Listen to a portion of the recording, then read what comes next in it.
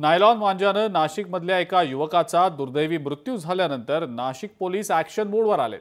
थेट टेरेसवर जाऊनच पतंग उडवणाऱ्यांवर कारवाई होतीये। ज्यांच्याकडे नायलॉन मांजा आढळून येईल त्यांच्यावर आता कठोर कारवाई केली जाते। आमचे प्रतिनिधी महेश महाले यांनी या सगळ्याचा आढावा घेतला, पाहूया। नाशिकमध्ये नायलॉन मांजाने एका तरुणाचा दुर्दैवी मृत्यू झाल्यानंतर नाशिक पोलीस हे ॲक्शन मोडवर आलेले।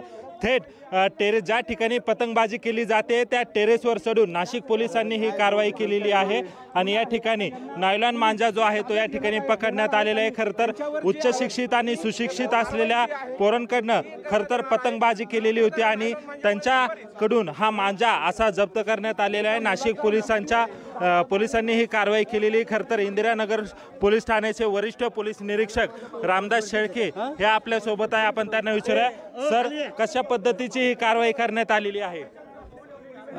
आता ही आमचे एक कर्मचारी आलेले होते, टेरेसवर मोठ्या प्रमाणात मांजा उडवत असते, त्यावेळेला कर्मचारी ताब्यात घेत असताना नायलॉन मांजा आहे का चेक करून तर इथल्या सोसायटीच्या लोकांनी त्यांना विरोध केला आणि मोठ्या प्रमाणात त्यांना विरोध केल्यामुळे आम्हाला बोलवण्यात आलं।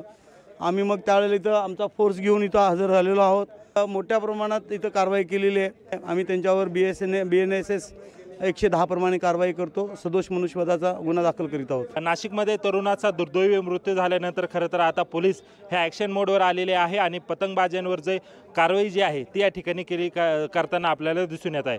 महेश माले, लोकशाही मराठी, नाशिक। लोकशाही मराठी, ऐका, पहा, जागरूक रहा।